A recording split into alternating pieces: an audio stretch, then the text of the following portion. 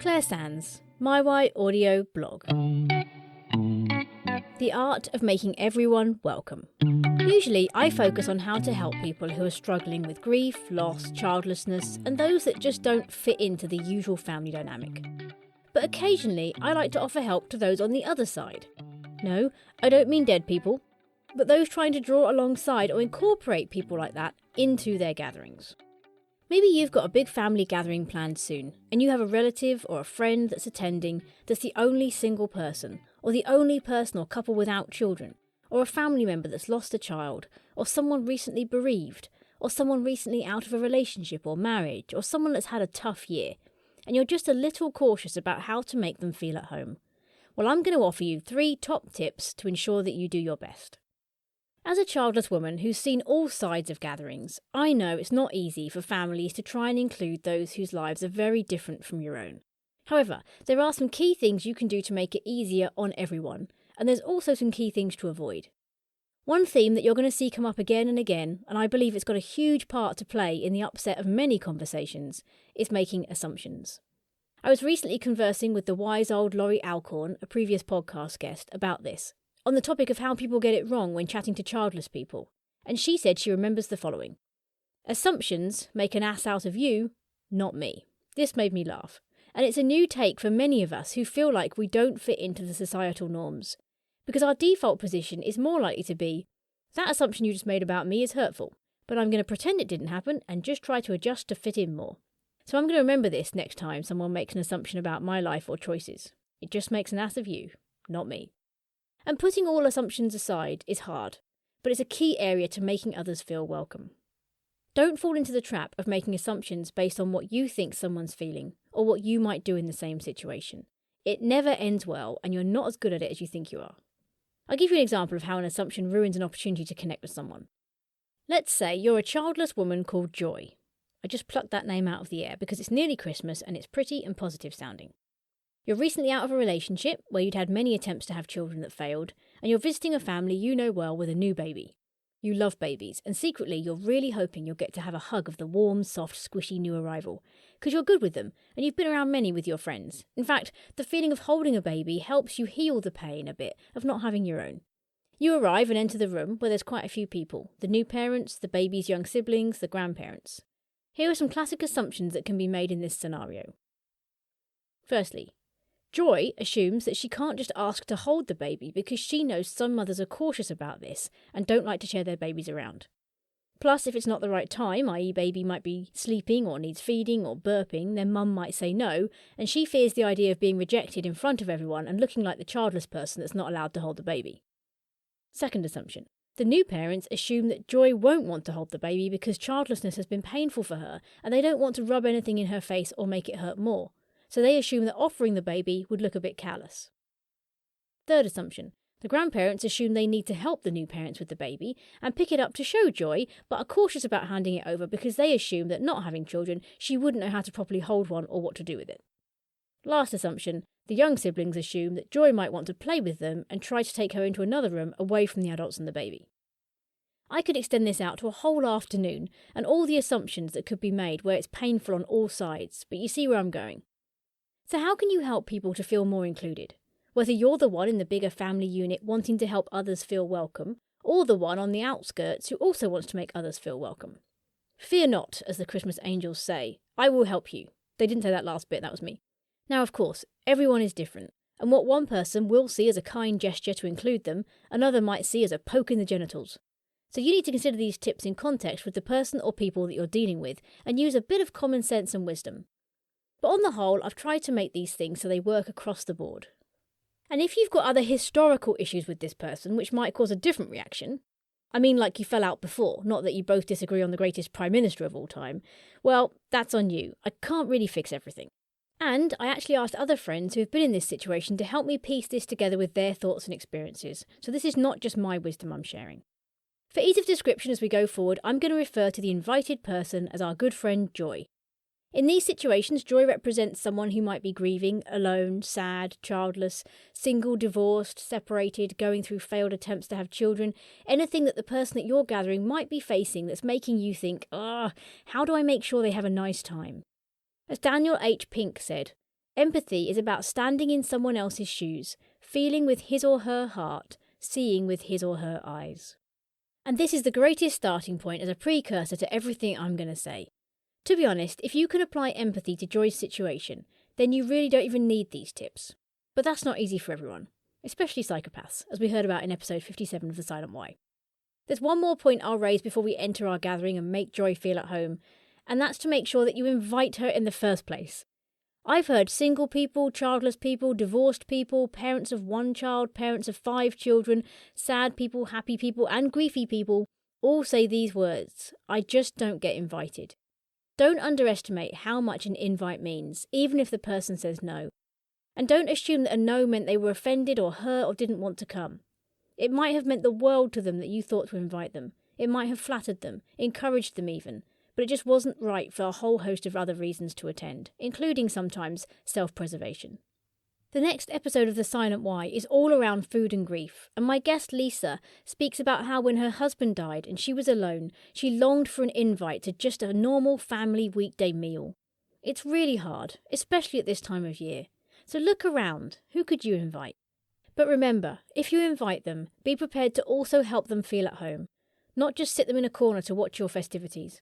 And to do that, you'll definitely need some of the pointers that I'm going to go through now. So let's say you've invited Joy, she's accepted, and then she arrives. Tip number 1. Act like you want Joy to be there. Sounds a bit obvious and simple, doesn't it? But I'd say the number one thing that makes these sorts of gatherings hard for Joy is feeling that she's somehow in the way, doesn't fit in, or the gathering would be easier without her. Again, put yourself in Joy's shoes. If you were sat in a bustling room, alone, everyone's busy, chatting, laughing, playing with the kids, family photos all around, reminding you of what you don't have, think about what you would want. If you know the person well, do something that you know they're going to enjoy, or ask them or talk to them. Maybe sit and have a conversation. Maybe start a jigsaw or a game. Give them the baby. Find out what they like. Make it happen. How, you ask? Like this. Sit down next to Joy and say, "Hey Joy, how was your week?" Or, "How do you find these sorts of gatherings?" Or, "Are these sorts of get-togethers hard for you in any way?" Or, "Is there anything you'd like to do?" If they've lost someone, maybe try something like, "How did you and so celebrate Christmas?" Or whatever the gathering is. Or, "What have you done over previous Christmases?" And listen to the answers. Don't ask and then get distracted with the kids or something else partway through their answer. Prioritise them in your thoughts if you really want them to enjoy themselves and feel welcome. Yes, if you've got kids, they'll be demanding time and energy, but for 30 minutes, focusing on an adult in the room that's hurting might actually make that person's year, or even help their healing journey. And I know this might be hard to swallow, but just be aware that your day-to-day life might be very triggering for them. Even what you see as a bad day with the kids, or the hubby, or the wife, or tiredness beyond your wildest dreams, or the stress of parenting in general, or a fight with your mother, is something that somebody might be wishing for. Tip number 2. Choose your words carefully. Big mistake. Big. Huge. That's a quote that many of you will recognise from the film Pretty Woman, as Julia Roberts plays Vivian. And this is the kicker, the one that people so often get wrong. This is where the big mistakes come in. It's scary that people are still this careless when it comes to conversation. Firstly, if you struggle knowing what to say to people who are going through grief or a hard time, I want to refer you to my blog, How to Talk to the Grieving. There's lots of practical tips there, and they really apply to anyone you're not sure how to speak to. And it goes into more detail on words to say and not say. And secondly, this largely comes back again to making assumptions. And this one has actually got 4 sections to it. Yep, I totally tricked you into thinking there was only 3 tips, but there's kind of 7. But you're in this far, so why stop now? Section number 1. Don't ask questions that assume things. These include questions like, when are you having children? Getting pregnant? Having number 2? What if they don't want them? Can't have them? Or there's a painful situation that's stopping this happening? Or, when are you getting married? What if this isn't something they want to do, or they can't for some reason? Have you thought about IVF, adoption, or fostering? What makes you think they haven't? Of course they have if they want children, but it's never that simple. Or, when do you think you'll be over it? What makes you confident they ever will get over it? Most of these questions assume that everyone has the same life, and that if they don't fit into what you're assuming will happen, they have some way failed or fallen outside of what they should be doing. That's a dangerous thing to put on someone. John Powell said, "Comparison is the death of true self-contentment." Instead of that, why not ask questions like, "How are you, Joy?" Or, "How are you feeling about blah, blah, blah?"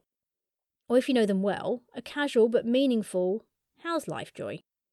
And mean it, and listen to their answers or show them it's a safe place to answer honestly. Or how about, "What sort of hopes do you have for the future then?" This allows them to talk about family hopes or children or relationships, or maybe jobs or hobbies. Hope is different from idealising successes like having children and getting married. What about, "So Joy, what are you really enjoying at the moment?" Find out what they like and enjoy, meet them on their level rather than pushing the conversation towards what you like.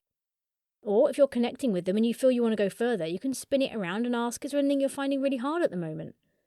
And if they share with you, empathise without dominating the conversation or comparing. Maybe share something you struggle with in a very real way, so they don't feel all alone on the ledge. And if you ask Joy a question like, "Would you like to hold the baby?" take her at her answer. If she jumps at the chance, but you lift the baby and it needs changing, don't forget that offer and hand her the baby when it's appropriate, or say that you're going to come back. If she looks horrified and says no thank you, just say something like, "No worries, he or she's there if you want to change your mind, but I totally get it, he's super squirmy, burpy, sicky right now anyway." Things like this just keep the conversation casual without pressure, and they show understanding. When you lay down some information up front, it shows Joy that she's welcome to pick up the baby at any point, or that you'd rather no one ever touch the baby because you have deep control issues. Just kidding. Kind of. This eliminates any guessing on Joy's part. If Joy is loving having the baby, leave her with it. Don't take the baby away under the pretense you think she must be tired or bored of it. That's hurtful when it's the only time that she gets. Just on this note, if childless people offer to do anything with children, feed them, burp them, get up with them in the night, and you turn them down, do so with the real reasons and not with any kind of, "Oh, you don't want to be doing that," or "I wouldn't expect you to do that, you'll get so tired." They wouldn't offer if they didn't want to do it. And the opportunity to get up with a baby in the night is actually something some of us long to do, because it's a one-off taste of parenting in a way that we wanted. So to be honest, if you don't want them to do it because you have your own issues with it, share that with them. But don't say no pretending you're doing them a favour. Those that don't want to do this stuff never offer anyway. And if you're really lost on which way to go, just give Joy the information up front, with something like this. "And I've called the baby Noel. Kind of Christmassy, but more of a boy's name. I don't know if you'd like to hold Noel. I don't mind either way. But if you want to, you are very welcome to at any time. Just go and grab him for a hug. Equally, if you'd rather not, that's absolutely fine too. He's happy where he is, and I totally get it." Section 2. Don't feel you need to offer advice. If you have experience yourself, or of someone you know, that you think might help Joy because it's relevant and it's kind, then that might be something that helps connect and open up conversations. But even that needs to be treated carefully. What Joy doesn't need is you telling her what she should do or try when you haven't been there or don't know much about it yourself. It's another assumption that she hasn't already got the information you want to share, and she probably knows more about the subject than you do anyway. In fact, never start a sentence with any human about anything meaningful that starts with "you should," especially if you have no experience of it. E.g., "You should try IVF," to couples who might be in the early days of finding it hard to conceive. Do you know what that entails? The pressure it puts on relationships, the amount of injections and drugs that are pumped into the body, the low success rates, the scans, the surgery. Do you really think that's something they should be doing? Or, "You should get a divorce," to someone who's finding their marriage hard. Do you know what that entails? The painful ripping apart of a marriage, the financial implications, the painful meetings with solicitors, the loneliness, the heartbreak, the upheaval of a whole life. Do you really think that's something they should do? Or, "You should focus on the good," to someone who's still grieving a loss. Do you know what that entails? Do you know that focusing on the good actually focuses the bad as well? Do you know that all their good is now different or gone because of what they've lost? Do you know they might not be able to find any good right now? Do you really think that's something they should do? Section 3. Don't make hurtful comments. Most of the comments I read that hurt people are probably well meant by people who just haven't got a clue what to say, so they say something stupid. And we've all been there. Yes, even you who thinks you've known the pain to the depths of the human experience, you'll have hurt someone in their pain too. We all have. We all understand some pain, but we don't all understand all pain. I feel like that should be up on a wall somewhere. It's not just happily married people that upset single people. It's not just parents that upset the childless. It's not just non-griefy people that upset griefy people. Child loss people upset the childless. Childless upset the child loss. Parents upset other parents, single people upset divorced people, parents upset single people, the loop goes on forever. However, that being said, there's a lot of words you shouldn't reach for with anybody at any time, and we can all try to be better at this. For example, no helpful sentence talking to someone in pain ever started with "at least." Delete those sentences right now. At least you got pregnant. At least you have each other. At least you have your health. At least you have other children. At least you have more spare time. At least you get a full night's sleep. At least you don't need to use contraceptive. At least you have a job. And yes, I've heard at least a few of those myself. Other phrases that have caused hurt to people that we've interviewed are, "I can't imagine," and "you're so strong." And because I can't cover everything here, you'll have to see the blog I mentioned earlier for more on those and why. The last thing I want to add under choose your words carefully is a word that, if used correctly, can be beautiful, but used in the wrong way can actually hurt. And it's the little word sorry. And the context it can be hurtful in is when someone apologises for their life or a situation that the other person might wish they had. For example, if your child, or husband or wife even, is playing up, and you keep apologising to Joy for it, "Sorry, I have to go and put the kids to bed. Sorry, he keeps asking you if you want a drink. Sorry, she keeps offering you so much food," then it can feel like you're saying, "Sorry, my life is so different from yours." Or, "Sorry, I know these aren't things that you normally have to deal with." So be careful about making the assumption they need an apology for natural things that happen in family life. They might just be there to enjoy being in a normal family environment, and when you apologise for it, it points out that they're not part of it. Section 4. Don't just talk about you. I want to scream this into society. Oscar Wilde said, "Selfishness is not living as one wishes to live. It is asking others to live as one wishes to live." Do you know how rare it is now to meet someone that actually asks questions about the other person they're talking to, without talking about themselves the whole time? It's not just Joy that will be feeling this in a gathering, but we all crave conversations that are equally matched. Put it this way, if you ask about and focus on them, and they ask about and focus on you, we have the making of a great conversation and society at large. You still get to talk about yourself and share, but it's in a way that people are interested and can converse with. And I'm going to throw this one unashamedly, largely at the foot of parents and grandparents. Sorry folks, but you need to stop talking incessantly about your children and grandchildren with people who don't have them, and also with people who really don't care. I know your world might revolve around them, and that's fine, but ours don't, and it's not that interesting. There, I said it. In a world where we are idolising children's needs more than ever, it feels like a punishable offence to even stray into this territory, but someone had to go there. And don't feel too smug, you loved-up couples and cat and dog people, because you're not that far behind. If you don't have anything else to talk about, then you need to widen your horizons slightly, or at least ask, "How are you?" to the other person and find out more about them, even if it's just to talk about a TV programme, what you've learnt during your insomnia, or marzipan. The energy you spend on chatting about your life is much easier spent just listening, and don't be threatened by other people's lives. So if Joy loves skydiving, and you hate that your role as a parent or a wife is much more mundane, why not live a little through her? Find out what it feels like, why she loves it. She'll be over the moon to share her passion, and in the same way that it's lovely for a parent to share about their children, but sometimes painful for the person hearing it, maybe you need to turn the tables and hear about how amazing their life is, even if it's a little painful for you. And my third and final tip 3. Include them, but in the right way. There are ways to get this right and wrong, and you'll need to read the person to find out what works, or take them at their word when you ask them about it. Maybe when Joy arrives, just ask her, one-to-one. Don't do it across a huge table. What she likes. What would she like to do today? And give her options. Don't leave it open-ended so she has no idea what's on offer. Ask her, do you like board games, cooking, playing with the kids, quizzes? Find out up front. Or even better maybe, message her beforehand so she can reply via text. What if she absolutely loves making table decorations and you're stressing about yours? Let her be involved or bring something to be part of the day. If she's the only one that didn't contribute anything, you might think you're gifting her a day off, but she might actually just want to feel needed. And yes, I will acknowledge there are some people who want one thing and say another. But I'm going to say that in this situation, that's on them to learn how to communicate better. If they tell you they love cooking and help you out but moan after they are in the kitchen, or they say yes to playing a game with the kids but hate it and just can't say no, that's not your problem to worry about. That's their issue to work through. So once you know what Joy might enjoy, find appropriate ways to include her. And this might mean saving some things till she's not there. Don't play couples games if she's single or the only one there not in a couple. Don't pair up with your kids so she's the only one playing on her own. Don't put her into a game where your kids cheat, win, and then gloat over it to her. If she doesn't want to play a game, maybe do that one another time.